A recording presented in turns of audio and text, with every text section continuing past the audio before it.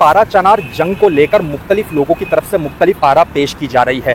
हमारे यहाँ पर अलमिया ये है कि हम सेलिब्रिटीज़ की जानिब से किसी भी मामले में पेश करदा मौक़िफ़ को लेकर फैल जाते हैं और सोशल मीडिया पर उस चीज़ को आम कर देते हैं। ना ये कि हम उस मामले के हवाले से खुद रिसर्च करें कि जी मामला असल में है क्या, इस मामले की नौयत क्या है। आपको बताता चलूँ कि पारा चनार में कशीदगी से पहले ज़ैनब के एक कमांडर की जानिब से मुख्तलिफ सोशल मीडिया प्लेटफॉर्म्स पर बौशेरा के नौजवानों को, बौशेरा के रहने वालों को धमकियां दी गई और उससे जो है वो फतह करने की बात की गई। ये तमाम तर बातें आज भी रिकॉर्ड पर मौजूद हैं। अब ये सिलसिला यहाँ से शुरू हुआ कि जब ज़ैनब ब्रिगेड के कमांडरों की जानिब से मुक़द्दसात की तौहीन की गई और अहले सुन्नत को ललकारा गया और बौशेरा जो कि एक गाँव है जो 7 जगहों से अहले तशय्यो आबादी के दरमियान में घिरा हुआ है, उस पर कब्ज़े की नाकाम कोशिश की गई और उससे धमकियां दी गई और बिल आखिर ज़ैनब ब्रिगेड की जानिब से पारा चनार के दहशतगर्दों ने जो है वो बौशेरा पे बाकायदा तौर पे चढ़ाई की। माली खेल और ज़ैनब ब्रिगेड ने मिलकर जब बौशेरा के अंदर दाखिल हुए, वो ये समझ रहे थे कि हम जो है वो खैबर की तरह बौशेरा को फतह कर लेंगे। ये असल मामले की डिटेल है, मैं आपके सामने रख रहा हूँ। आज जो पूरे पाकिस्तान के अंदर जो वावेला मचाया जा रहा है ना कि जी जुल्म हो गया, पारा चनार में जुल्म हो गया, लोग जो है वो कत्ल हो गए, नौजवान जो है वो कत्ल हो गए और हमारे साथ जो है वो जुल्म हो गया, हाय में लुट गई, हाय में पिट गई, ये जो रोने धोने मचाए जा रहे हैं ना, उसकी डिटेल मैं आपके सामने रखना चाह रहा हूँ। पारा चनारियों की जानिब से कलदम जमात ज़ैनब की जानिब से जब बौशेरा पर चढ़ाई की गई, उस चढ़ाई के नतीजे में बौशेरा के जवानों ने पहले उनकी एंट्री को आम रखा, वो आए और बौशेरा के अंदर दाखिल हो गए दहशतगर्द।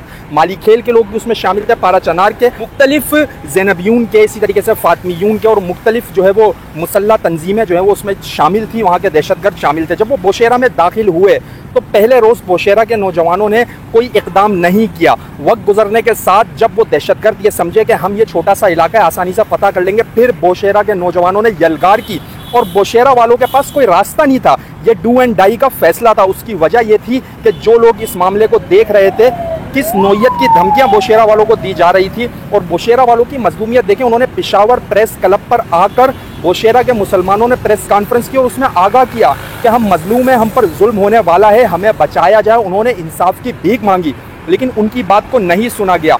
बिल आखिर बौशेरा वालों ने बदला लेना शुरू किया और पारा चनारी दहशतगर्दों को, ज़ैनब के दहशतगर्दों को वहाँ पर कत्ल करना शुरू किया और उनको मार गिराया।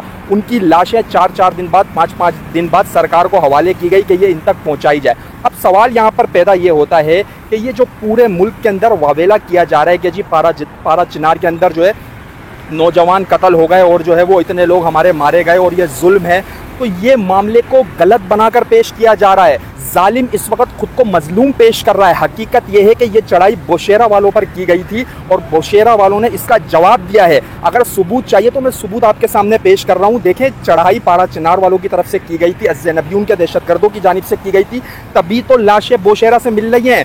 पता ये चलता है कि ये गिलगित और हज़ारा से जो दहशतगर्द थे ये बौशेरा में करने क्या गए थे, इनकी लाशें बौशेरा गांव से क्यों कर मिल रही हैं, ये वहां पर जाकर क्यों मुर्दार हुए। अगर ये पुरअमन थे, अगर ये दहशतगर्द नहीं थे, अगर ये अमन चाहते थे और ये जो है वो हालात ख़राब नहीं करना चाहते थे, तो फिर ये लोग बौशेरा में लड़ने क्यों कर गए थे। तो ये तमाम तर वाक़े की सूरत हाल थी। जालिम खुद को मजलूम पेश कर रहा है। अगर आप इन बातों को हक समझते हैं और हक पर मबनी है, आप जाकर रिसर्च कर सकते हैं कलंदर के नाम से, इसी तरीके से दीगर नामों से, जो ज़ैनब के कमांडर जिस तरीके से फेसबुक के ऊपर यहाँ तक उन्होंने दावे किए थे कि हम बौशेरा में सुबह का नाश्ता करेंगे, तो वो नाश्ता मिल चुका है। अगर आप इन बातों को हकाइक पर मबनी समझते हैं तो इसे अपने फ्रेंड सर्कल में ज़रूर शेयर कीजिएगा।